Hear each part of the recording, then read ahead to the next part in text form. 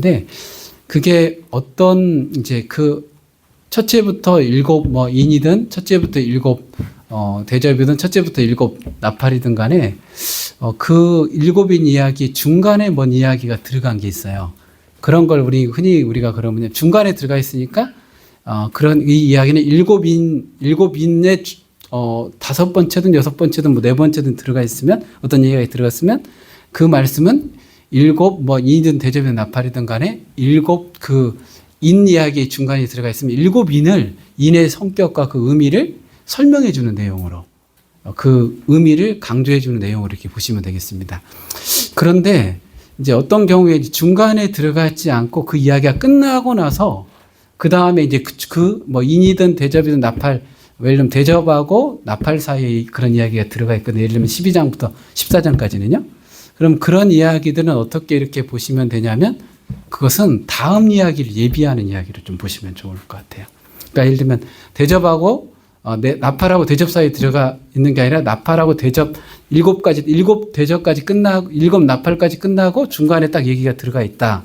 그러면 일곱 대접 이야기를 예비하는 이야기를 이렇게 보시면 좋겠습니다. 왜냐하면 항상 중간에 있는 이야기는 이 일곱의 뭐 다섯째, 여섯 중간의 이야기는 현재 이야기는 일곱인, 예를 들면 일곱인의 이야기의 성격을, 의미를 강화시켜주는 이야기고요. 근데 딱 일곱까지 딱 끝났어요. 근데 이제 첫 번째 이제 대접 이야기를, 일곱 대접 이야기의 첫째 대접 이것이 시작되기 전에 어떤 얘기가 들어가면 그것은 다음 이야기를 예비해주는 이야기로 이렇게 보시면 좋을 것 같습니다. 그래서 이제 7장 같은 경우는 6장의 일곱 인 이야기의 중간에 들어가 있죠. 일곱 대접, 일곱 나팔 얘기 시작하기 전에 일곱째 인을 떼기 전에 들어가 있으니까 일곱인 이야기를 설명해주는 좀 더 강화시키고 그 이야기를 잘 설명해주고 하는 이야기를 이렇게 보실 수 있겠죠. 그래서 이제 7장의 이야기는 일곱인이 바로 성도들의 눈물을 닦아주시고 성도들을 정말 하나님께서 정말 이 14만 4천 명을 온전하게 하나님께서 완전수죠. 12 곱하기 12 곱하기 1000인데 하나님의 백성을 온전하게 구원하신다는 의미를 가지고 있구나. 일곱인이. 그리고 또 셀 수 없는 무리가 나라와 족속과 뭐 언어와 종족 가운데 이렇게 나오는 그 이야기를 또 그 뒤에 나오는 얘기도 역시 정말 이 일곱인을 통해 일곱인이 재앙이 아니라 일곱인을 통해서 하나님의 백성들 어때요? 정말 각 세계와 족속과 나라 백성 가운데 불러내기 위한 그리고 그들을 하나님 나라가 온 세상에 퍼져나가도록 하고 그 백성들을 불러내기 위한 것이 바로 일곱인 이야기의 그 통해 우리에게 보여주는 얘기구나. 그런 이제 말씀들로 이렇게 보는 거죠. 이 중간에 삽입되어 있기 때문에 첫째부터 일곱째 안에 들어있기 때문에 일곱인 이야기를 이렇게 설명해 주는 이야기로 보시면 될 것 같습니다. 그래서 이제 그 중간에 삽입되어 있는 거죠. 삽입되어 있는 것은 이 본래 의미들을 더 깊이 설명해 주는 거죠. 예를 들면 이제 빵과 빵 사이에 우리 샌드위치라고 하는데 샌드위치 빵과 빵 사이에 패드가 들어가 있잖아요. 그러면 이게 예를 들면 야채가 들어갔으면 야채 샌드위치고, 그렇죠? 그다음에 뭐 불고기가 들은 불고기 샌드위치고, 그다음에 여기에 닭고기가 들은 닭고기 샌드위치인 것처럼 햄버거인 것처럼 그렇게 그 이야기의 중간에 들어가 있는 이야기가 어때요? 이 전체 이야기를 잘 설명해주는 그런 의미로 이렇게 이해하면서 말씀을 보는 게 훨씬 더 이렇게 좀 말씀 볼 때 좀 많이 유익하고 좀 말씀 보는데 이제 좀 쉬워지는 것 같습니다. 그래서 안고 없는 찐빵이죠. 이게 안고와 같은 거죠. 중간에 들어가 있는 게. 그렇죠? 안고와 같이 이 본문의 의미를 확 살려주고 있는 그 본문의 의미를 더 밝혀주는 말씀으로 이렇게 보시면 되겠어요. 그래서 6장부터 이제 우리 8장 4절 5절까지가 이제 그 인재앙, 흔히 말하는 인재앙이라고 불리지만 이건 인재앙이 아니라 이적이라고 좀 보시면 좋겠습니다. 그래서 일곱인 이적이 바로 7장 이야기를 통해서 훨씬 더 그 의미가 살아나게 됐다. 그렇게 좀 보시면 좋을 것 같습니다. 그리고 이제 마지막 일곱인을 떼실 때 하늘이 고요하죠. 그리고 내가 보매 하나님 앞에 일곱 천사가 서 있어 일곱 나팔을 받았더라. 그러니까 일곱인 일곱 나팔은 떼어져 있는 게 아니라 하나로 연결되어 있다는 거죠.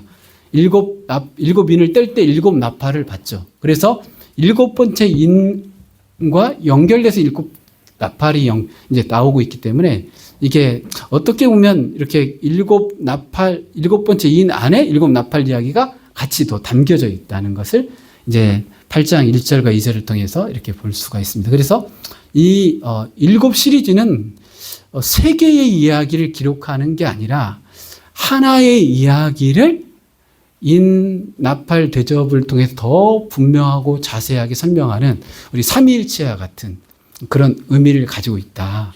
이렇게 생각하시고 이제 말씀을 보시면 좋겠습니다. 그래서 이제 왜냐하면 이 성경은 늘 이렇게 세 번에 걸쳐서 얘기하는 거, 하나의 이야기를 세 번에 걸쳐서 이야기하는 걸 굉장히 성경은 되게 좋아하고 있어요. 그리고 그렇게 얘기하는 경우가 굉장히 많이 있습니다. 그렇게 꼭 구분해서 이렇게 나누면서 전체를 하나로 얘기하는 성격으로 성경에서는 굉장히 얘기를 많이 해요. 뭐 예를 들면 마태복음 1장 1장만 해도 그렇죠.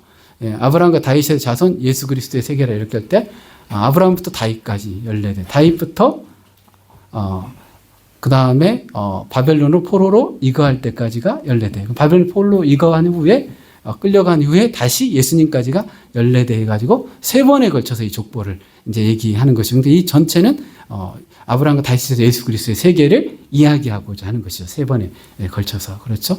그 다음에 우리가 예수님의 시험도 뭐 사실은 세 가지 시험을 받았다는 의미보다는 세 번에 걸쳐서 이 시험을 얘기하면서 예수님이 마귀의 모든 시험을 물리치시고 마귀의 기계를 깨트리실 수 있는 그런 부분들을 이렇게 얘기하시면서 이 세 가지가 중요한 게 아니라 이게 한 가지를 얘기한 마귀의 시험을 이기신 것을 얘기하는 거지 세 번 시험 이겼다 그런 의미보다는 완전하게 마귀의 시험을 이기신 분으로 얘기를 이제 하려고 하는 그런 의미가 크죠. 그래서 이제 그런 부분들 성경은 계속해서 세 번에 걸쳐서 어떤 한 가지를 더 분명하고 자세하고 풍부하게 설명하는 경우들이 이제 계속 성경에 있기 때문에 우리가 나팔 대접의 이야기를 볼 때 세 가지 이야기다라기보다는 한 가지 이야기를 세 가지 측면에서 풍성하게 얘기하고 있다. 그러면 한 가지 이야기가 뭐냐 이렇게 할 때 우리는 4장 5장에서 나왔던 이야기를 기억하면서 그 한 가지 이야기를 생각할 수가 있겠죠. 그게 뭡니까? 4장에 그 하나님 나라를, 하나님 보좌의 통치, 하나님 나라를 보여주고 5장에 그 하나님 나라를 예수님께서 이루어 가시는 것을 얘기하고 있죠. 어떻게 얘기하면 두루마리를 펼치시고 그 인을 떼기에 합당하신 분이 없어서 울고 있었는데 그 두루마리의 인을 떼시고 두루마리를 펼치시기에 합당하신 분이 누구냐면 바로 유다 지파의 사자, 그렇죠? 그 어린 양 예수 그리스도시죠. 그분이 일찍 죽임을 당하심으로 말미암아 그렇게 되었다라고 이제 찬송을 부르잖아요. 그렇죠. 그래서 우리를 나라와 제사장으로 삼으셨다. 그렇게 찬송을 부르지 않습니까? 우리를 피로 사셔서. 그래서 그 예수 그리스도 그분으로 말미암아 이 하나님의 말씀이 이 두루마리의 말씀이 어때요? 완성되고 성취되게 된다는 것을 이제 그 의미를 그래서 성도들에게 울고 있는 성도들에게 하나님 말씀이 완성되고 성취된다는 것을 얘기해 주는 내용이 바로 인과 나팔과 대접의 이야기다. 이렇게 우리가 이제 전체적으로 한번 정리하고 큰 이제 문맥의 흐름을 보면서 이렇게 보시면 좋겠습니다. 그래서 6장부터 16장까지는 어떠냐? 바로 이 하나님의 말씀이 이루어진다는 거예요. 성도들이 눈물이 멈추게 하는 하나님의 말씀이 이루어진다. 그것을 중간에 이제 10장 같은 데서는 이렇게 표현하죠. 모든 여러 선지자들이 전한 복음대로 하나님 말씀이 이루어진다. 이렇게 말하죠. 그 두루마리에 대한 이야기가 이제 10장에 나오거든요. 다시 한번. 근데 그때 두루마리를 든 천사 이야기가 나오고 그것이 다시 요한이 그걸 먹게 되고 하는 이야기 속에서 한번 같이 볼까요? 10장.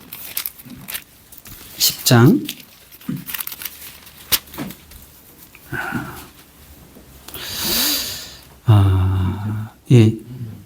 10장 7절이죠. 예, 그래서 하나님이 그의 종 선지자들에게 전하신 복음과 같이 하나님의 그 비밀이 이루어지리라 이렇게 말하죠. 이 두루마리를 받은 천사가 또 요한에게 하고 요한이 또 사실 교회를 통해 이게 이제 전해지는 이런 일인데요. 그러니까 그러니까 성경은 선지자들이 전하신 복음이 구약 성경이잖아요. 그렇죠? 예. 이 선지자들이 전하신 복음과 같이 하나님의 그 비밀이 이제 이루어지는 것이죠. 예. 이제 복음대로 이루어진다는 거, 복음대로. 복음이 뭐냐? 그러니까 그러면 나팔 대접은 복음대로 하나님 말씀이 이루어지도록 하는 하나님의 놀라우신 일이죠. 마치 출애굽기에서 10가지 재앙이 아브라함과 이삭과 야곱에게, 아브라함의 하나님, 이삭의 하나님, 야곱의 하나님이, 그렇죠? 그들의 조상들에게 약속하신 그 언약대로 이루어지도록 하는 일이었던 것처럼, 그렇게 이 7번에 걸친 나팔 대접의 3가지 이적도 출애굽을 이뤘던 것처럼 이스라엘 백성들에게 출애굽을 약속하신, 아브라함, 이삭, 야곱 약속하신 데 이루어졌던 것처럼 이것도 똑같이 예수 그리스도 안에서 우리에게 주신 그 말씀대로 이제 우리가 어때요? 정말 하나님 나라를 누리게 되고 우리의 눈물이 닦아지고 우리가 완전한 하나님의 백성으로 서게 되는, 모든 온 세계 속에서 하나님 나라의 백성들이 서도록 되도록 하는, 그리고 눈물이 닦여지고 그 복음을 누리도록 하는 그 놀라운 하나님의 일하심으로 이 말씀을 이렇게 복음으로 받는 거죠. 그러니까 복음이죠. 복음으로 이렇게 말고 그 복음을 처음에 먼저 사도 요한이 7교회에게, 고난받는 성도들에게 이제 전해면서 보낸 편지라고 이렇게 할 수가 있겠죠. 네, 그렇게 좀 보시면 좋겠고요. 3절에 보면, 8장 3절에 보면 또 다른 천사가 와서 7제단 견에 서서 금 향로를 가지고 많은 향을 받았으니 이는 모든 성도의 기도와 합하여 보좌 금 대잔에 드리고자 함이라. 향이 성도의 기도와 함께 천사의 손으로부터 하나님 앞으로 올라가는지라. 이렇게 됐습니다. 그러니까 이 7 나팔도 어때요? 기도에 대한 응답이라는 거예요. 성도들의 기도에 대한 응답입니다. 그러면 성도들의 기도는 뭐냐? 하나님 나라 의를 구하는 것이고, 그렇죠? 그래서 하나님 나라 의가 이루어지는 것이고, 그 하나님 나라 의는 어떻게 이루어져요? 예수 그리스도께서 유다 지파에서 다윗의, 그죠? 유다 지파의 사제 다윗의 뿌리인 어린 양 예수님이 우리를 위해 죽으신 대로 이루어지는 그 복음대로 이제 완성되고 성취되는 것을 얘기하는 거예요. 성도의 기도는 반드시 하나님의 복음이 우리 가운데 이루어지는 것이죠. 예. 그리고 성도의 기도는 다른 것을 구하는 게 아니라 복음을 구하는 것이고 하나님 나라를 구하는 것이죠. 그래서 우리가 하는 기도가 바뀌지 않으면 하나님 나라의 백성 기도를 응답받지 못하죠. 그러니까 우리는 기도를 열심히 해서 응답받으려고 하는데 기도가 바뀌어야 돼요. 기도가 새로운 피조물이 돼요. 우리의 기도가 새로워져야 돼요. 기도가 거듭나야 돼요. 쉽게 말하면. 기도가 위로부터 나야 돼요. 예. 그러니까 이전에 내 기도가 죽고 이제 그리스도와 합한 기도가 돼야만 그리스도의 복음에 합한 기도가 돼야 되는 것이죠. 이게 근데 성도의 기도가 아무리 향을 차고 넘쳐도 그게 예수님 마음에 합한, 예수님과 하나가 된 기도가 아니면 어때요? 향을 한 1000만 번 넘쳐도 그건 응답되지 않죠. 의미가 없죠. 헛것이죠. 헛되죠. 그렇지 않습니까? 성경에서는 기도를 받지 않겠다고 말하고 기도하지 말라는 말도 많이 나와요. 기도하라는 말만큼. 그렇죠? 예. 기도에 대해서 가르칠 때 하지 말라는 말이 기도에 대해서 가르치는 마태복음 6장에서 기도에 대해서 이렇게 기도하라는 것과 함께 이렇게 기도하지 말라는 말이 똑같은 비중으로 나오는 거예요. 그리고 구약 성경에도 마찬가지예요. 그런 부분들을 우리가 생각하면서 내가 성도의 기도를 진짜 드리고 있느냐, 이 기도를 고난받는 초대교회 성도들이 하나님 나라를 바라보고 기도했던 성도의 기도를, 또 구약의 선지자들과 하나님의 사람들이 하나님 나라를 바라보고 기도했던 성도의 기도를 나도 같이 드리고 있느냐가 중요한 것이죠. 우리는 성도의 기도를 드려야 되거든요. 성도의 기도는 예수님이 말씀하신 대로 하나님 나라의 의를 구하는 기도죠. 그렇죠? 그 기도입니다. 그리고 예수 그리스도를 바라보고 그분을 기다리는 거죠. 그분이 그 하나님 나라를 이루시니까 완성하시고 성취하실 것이기 때문에. 그렇죠? 하나님 나라의 주인이시며 그 하나님 나라를 완성하실 분이 예수님이시기 때문에 또 그분을 기다리는 것이죠. 그러니까 기도에는 예수님 가득해야 되고 하나님이 가득해야 되고 하나님 나라가 가득해야 되겠죠. 이 기도가 아닌 기도는 다 성령은 소멸하는 불인데 그 기도는 다 불 다 없어지겠죠. 그 기도는. 그러니까 의미 없는 기도를 계속해서 드리죠. 그래서 근데 그러면서 간절히 기도하면 응답하신다고 이렇게 말하시면 안 되고 성도의 기도를 간절하지 않게 기도해도 응답하십니다. 믿음이 있으면 간절하게 기도하지 않아요. 믿음이 있으면 확신을 가지고 기도해요. 그리고 믿음이 있으면 그만 기도해요. 괜히 잘못 가르치는 게 떼쓰듯이 계속하면 된다는 거 말해요. 그다음에 막 소리 지르면서 애달프게 하면 된다고 말하는데 아무리 우리 자식이 애달프게 해도 마약을 사주지 않아요. 아무리 애달프게 기도해도 돌을 달라고 하는데 돌을 주지 않아요. 뱀을 달라는데 뱀을 주지 않아요. 성경에 나와 있는 얘기잖아요. 이게요. 그렇죠? 마태복음 7장에 나와 있는 얘기잖아요. 간절히 기도하는 걸 가르치지 않아요. 성경은. 먹을 제대로 아버지께서 자식이 좋은 것을 주고 싶은데 왜 자꾸 돌을 구하고 뱀을 구하냐는 거예요. 그렇지 않습니까? 성경은 우리에게 간절히 기도하려고 하는 게 아니라 정말 하나님 나라 의를 구하라는 거예요. 우리가 생명의 길을 생명으로 인도하는 그 문으로 들어가게 해달라는 기도를 하라고 우리에게 얘기하는 것이죠. 자꾸 그것을 구하고 자꾸 두드리라고 하지 다른 걸 자꾸 구하고 뱀과 돌과 같은 것을 구하고 자꾸 두드리라고 성경은 말하지 않고 있습니다. 그래서 이 마태복음 8장 1절부터 이 5절에 나오는 이 기도를 이미 앞부분에도 나왔었죠. 그렇죠? 네. 그 부분들을 우리가 5장에도 나왔었죠. 5장 8절에 보면 성도의 기도들이다 이렇게 나오죠. 향이 가득한 금대접을 가졌으니 이 향은 성도들의 기도들이다 이렇게 말하고 있습니다. 그러니까 이 기도와 하나님의 일하심은 항상 일치해요. 지금 성경에 나오는 성도들의 기도와 하나님의 일하심은 항상 하나로 연결되어 있어요. 기도와 성도들의 기도와 하나님의 일하심은 일치하고요. 성도들의 기도와 복음은 항상 일치해요. 항상. 이게 이제 성경이 말하는 바예요. 근데 오늘날은 복음은 잘 전하지만 기도는 안 배워도 되는 것처럼 그냥 하고 싶은 대로 하면 되는 것처럼 돼 있어요. 네, 교회가.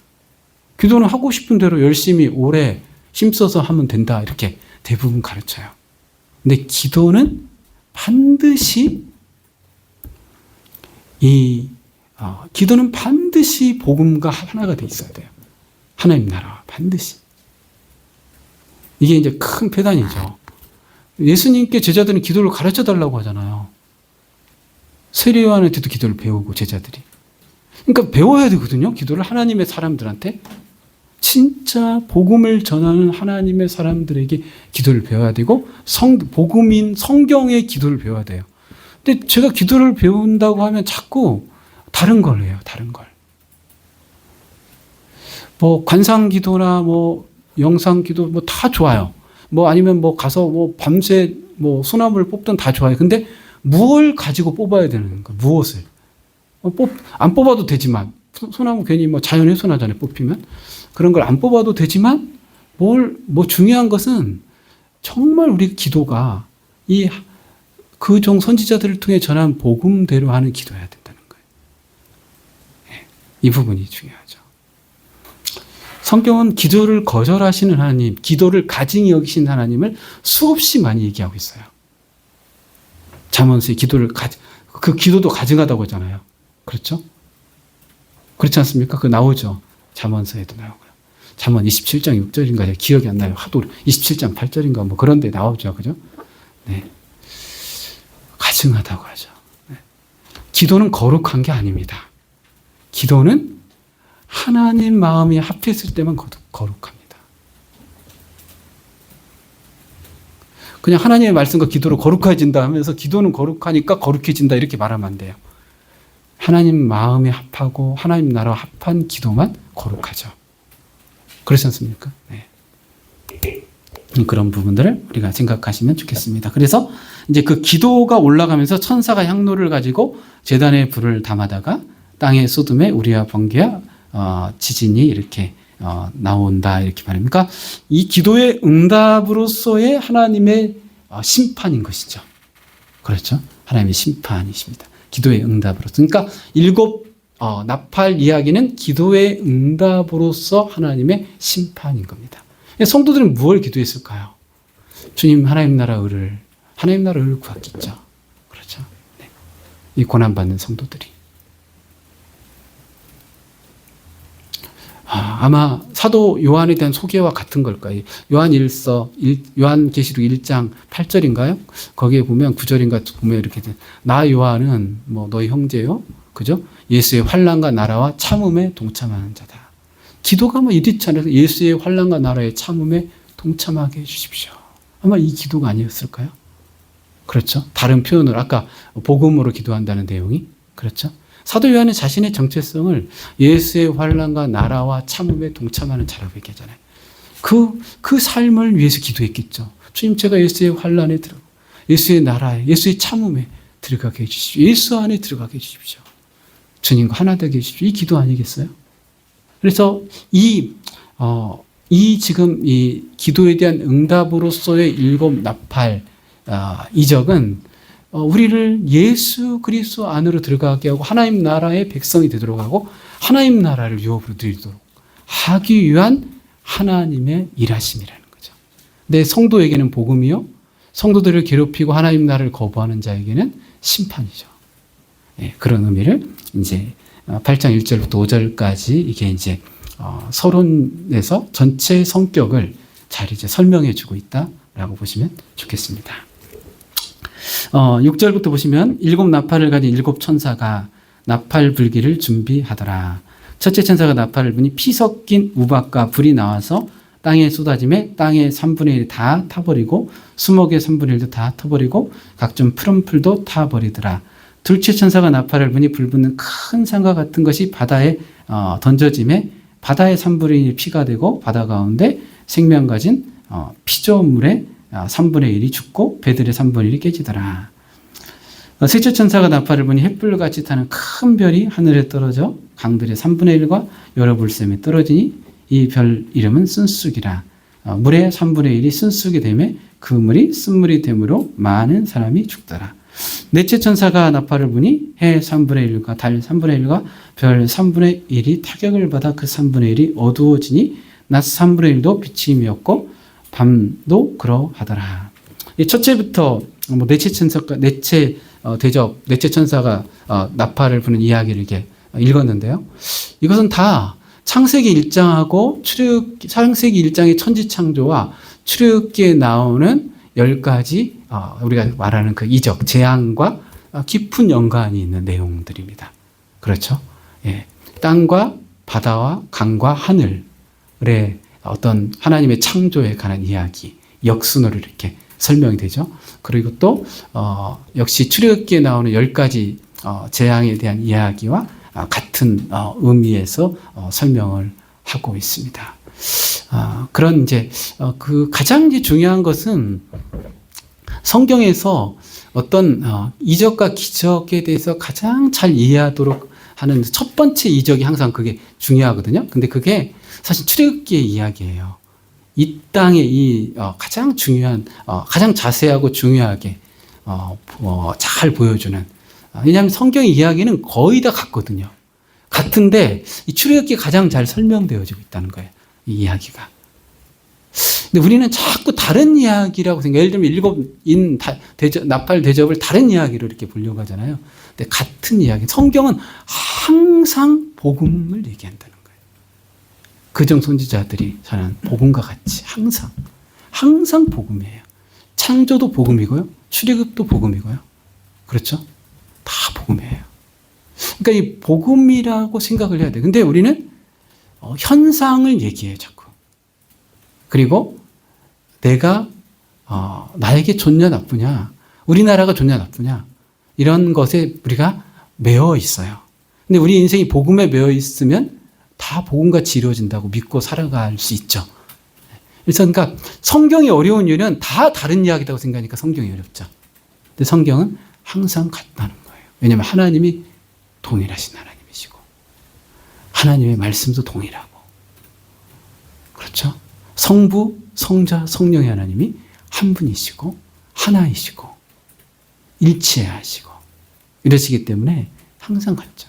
그러니까 성경이 어려운 이유는 하나님에 대한 믿음이 하나님이 변함이 없으시고 동일하시고 늘 우리에게 복음을 주신다는 것에 대한 믿음이 부족해서 성경이 잘 이해가 안 되는 것 같아요.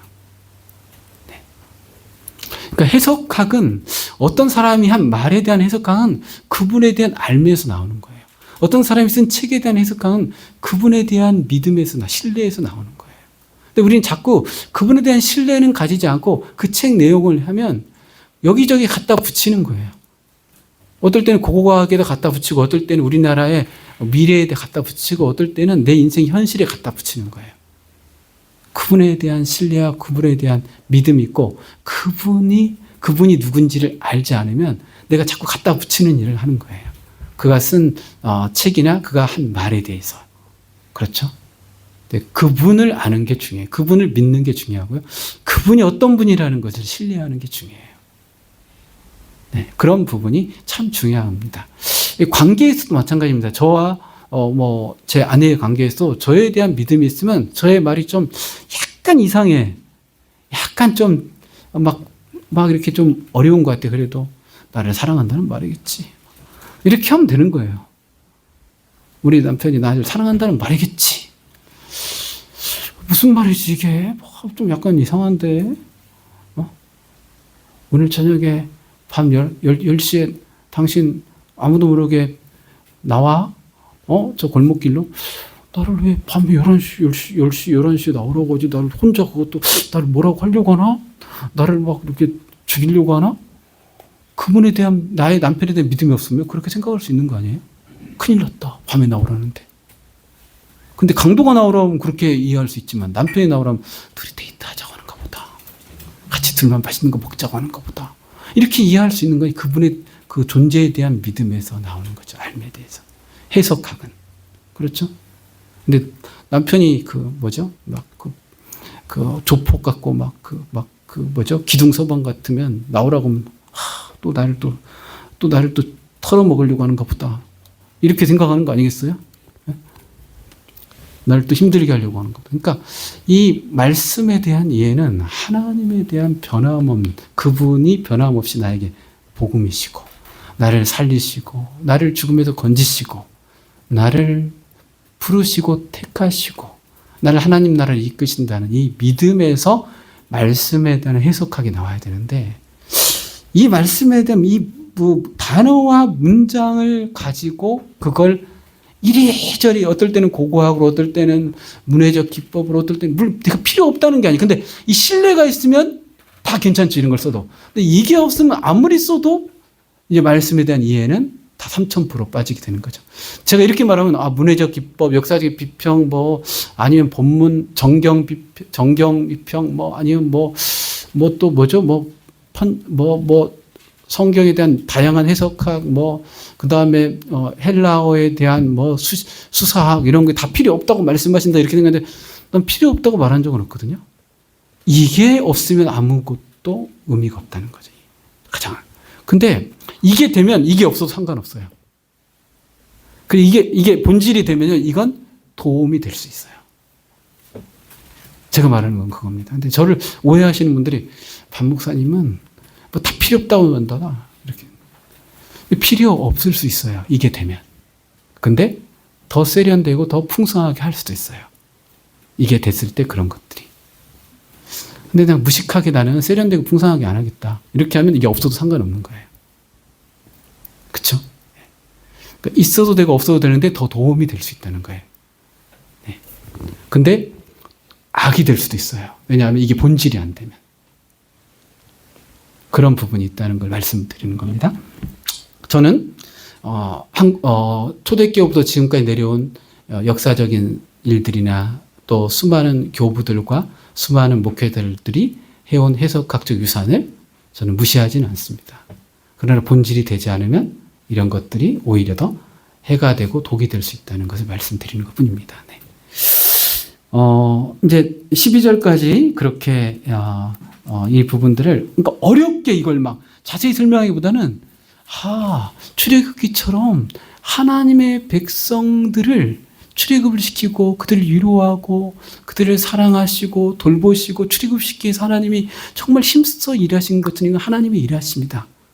이 부분을 얘기해야 돼요. 그래서 하나님 누구와 전쟁하죠? 바로와 전쟁하시죠. 그렇죠?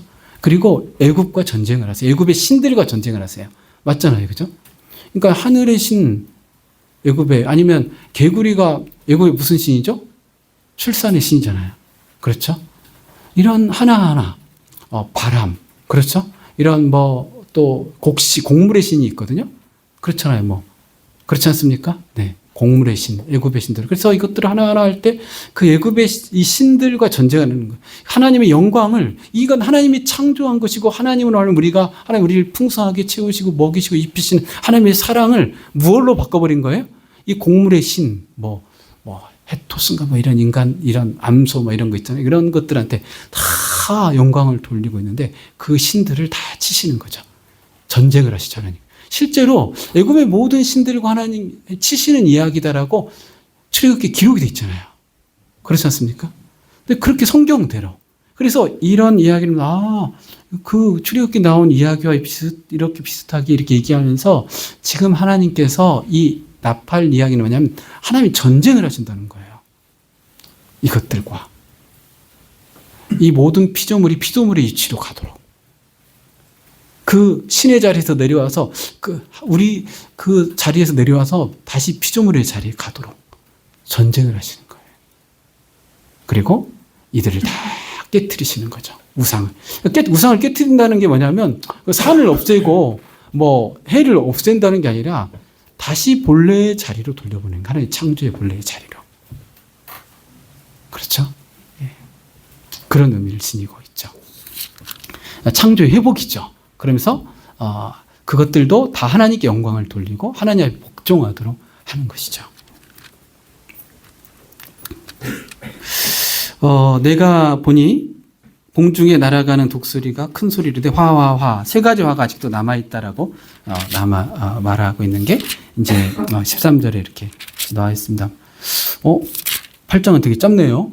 그렇죠? 예, 제가 저희가 이제 성경을 쉽게, 짧게, 단순하게 얘기해야지 됩니다. 진리는 쉽고, 어린아이도 알고, 할머니도 알 수 쉽고, 진리는 단순하죠. 몇 단계에 거쳐서 설명하지도 안 해도 되는 게 진리죠. 단순합니다. 담백하죠. 그리고 또, 진리는 어때요? 쉽고, 단순하고, 어때요? 분명해야 돼요. 그리고 항상 똑같아야 돼요. 항상 같은. 진리는 계속 말해야 돼요. 그렇죠? 그래서 이 사람들, 우리가 교회에서 새로운 걸 말하려고 하는 유혹을 버려야 돼요. 그러면 흐트러져요. 새로운 걸 말하려면 유혹을 버려야 돼요. 계속해서 예수님을 말해야 돼요. 계속해서 복음을 말해야 돼요. 계속 하나님 나라를 말해야 돼요. 하나님 나라의 의가 예수님이잖아요. 그렇죠? 하나님 나라 그 의를, 하나님 나라의 의가 예수님이잖아요. 그렇죠? 예수 그리스도의 복음이잖아요. 십자가의 사역인데요. 그 일이 로마서에 나와 있잖아요. 3장 4장에. 하나님의 의, 그죠? 하나님의 의가 예수님이시죠. 그래서 계속해서 주제가 달라지죠. 하나님의 의, 예수님 십자가 달라지는데 복음 달라지는데 내용이 다 같아야 돼요. 다. 진리가 확 통해야 돼요. 근데 복음 얘기하면 또 그다음 이 복음은 헬라어로 또 뭐다 해가지고 뭐죠? 복음이 헬라어로? 네? 유앙겔리온. 예, 유앙겔리온은 이건 로마 황제가 어떻게 한 거 해가지고 계속 3000% 계속 가는 거 계속. 예? 그렇구나. 우리 목사님 똑똑하신 분이 중요한 얘기를 하실 것 같구나 하고 듣고 있는데 나중에 그다음에 별 얘기가 없어. 시간 됐습니다. 오늘 시간이 부족하네요. 이랬는데 시간이 부족하네요. 끝나는. 계속, 그러니까 무슨 얘기를 해도 다 복음해야 돼. 평화를 얘기하면 뭘 얘기해야 돼요? 평화. 우리가 마음이 평안해야 되고요. 이럴 때 마음이 참 평안해집니다. 여러분 마음을 어떻게 평화에 대한 이야기를 온갖 아는 얘기를 다 얘기하는 게 아니라 딱 한마디 하면 돼요. 평강의 왕은 예수님이다. 딱 하면 돼요. 예. 그래서 예수 그리스도 그분 안에 평강이고 그분만이 우리에게 평강을 줄 수 있는 예수님 평강의 왕이시고 평강의 주인이시다. 이렇게 얘기를 하면 돼요. 근데 우리는 평강하면 또 그다음부터 막 화평도 평강이라는 말이고 평화도 평강이라는 말이고 막 하면서 막 별 얘기를 다, 히브리 사람들이 평강이면 이거고 헬라 사람이 평강이면 이거고 막 인사에 담겨 있고 어쩌고 저쩌고 막 별 얘기를 다 하는 거예요. 막. 근데 예수님이 평강의 왕이다. 이 얘기면 충분해요. 이 얘기면. 그러면서 주님께서 우리에게 평강을 주신다. 우리는 평강을 알아야 되는 게 아니라 예수님을 알면 저절로 따라온다. 이 얘기를. 그렇죠? 그러니까 이게 우리가 제가 지금 이 얘기를 하고 있지만 이 일도 평강에 관한 일이에요. 8장의 이야기. 성도들을 평강으로 인도하는 거예요. 이 일이. 출애굽의 성도들을 평강으로 인도하는. 근데 세상이 말하는 평강이 아니에요. 이것은 세상이 줄 수 없는 기쁨이고 세상이 줄 수 없는 평강인 거예요. 그것을 이루시는 것이죠, 하나님께서. 부활도 그런 것 같아요. 부활도 부활에 대해서 얼마나 이렇게 막 첫째, 둘째, 셋째, 넷째, 다섯째 막 다 나와. 네? 부활하면. 그 톨스토이의 부활부터 시작해서 막 얘기를 막 해요. 그게 아니라 예수님이 부활이고 생명이다. 이 얘기를 딱 하면 돼요. 그렇죠? 예수님과 함께 죽으면 예수님과 함께 산다. 그게 부활이다. 성경이 말해요. 딱 이 얘기를 하면 돼요. 근데 다른 얘기를 너무 많이 해요. 단순 명료해야 돼요. 그리고 항상 같아야 돼요. 그걸 잃어버리면 우리가 우리 교회가 예수 그리스도 터 위에 사도들의 터 위에 서지를 못해요. 그걸 잃어버리면. 사도들의 터 위에 서 있고 예수님의 터 위에 서 있어야 되거든요. 선지자들의 터 위에 서 있어야 돼요. 사도와 선지자 터 위에서. 그게 뭐냐면 선지자 사도들은 다 복음을 전했어요. 다 예수님을 전했어요. 그 터 위에 서 있는 게 아니게 돼버리는 거예요. 오늘 저희는 7이라는 숫자는 뭡니까? 하나님의 완전수죠. 완전하고 충만한 의미를 지니고 하나님의 일하심을 의미하는 거 창조와 같이. 그렇죠? 그래서 이 7인, 7대접, 7나팔 이야기를 읽을 때 하나님 나를 위해서 일하시는구나. 하나님 나를 새 창조하시는 일을 하시는구나. 나를 새롭게 하시고 나를 하나님의 형상으로 모양으로 나를 정말 빚으시고 지으시기 위해 예수 그리스도 안에서. 그렇죠? 남자 여자를 창조했던 남자가 여자가 결혼한 이야기 나온 것처럼 내가 예수 그리스도 그분이 나의 신랑이 되시고 내가 예수 그리스도 남편이 되어서 내가 아담과 하와처럼 그렇게 되어서 나를 새 창조하시고 생육하고 번성하도록 하시는구나. 이런 믿음으로 하나님의 창조로 받아들여야 돼요. 창조와 같은 의미로. 나를 정말 새로운 피조물로 빚으시는 놀라운 하나님의 일하심이요 복음으로 인대접, 인나팔 대접, 이 7 시리즈라고 보통 말하죠. 하나님의 7번의 일하심의 이야기를 그렇게 받아들이면서 복음으로 받으셔야 됩니다. 이건 다 우리에게 복음을 이루시게 한 하나님의 일하심입니다. 천사를 내보내요. 1번 우리 괴롭히시려고, 2번 복음을 이루시려고. 몇 번이겠습니까? 너무 쉬운 걸 어렵게 빌빌 꿀지 마세요. 다 그냥.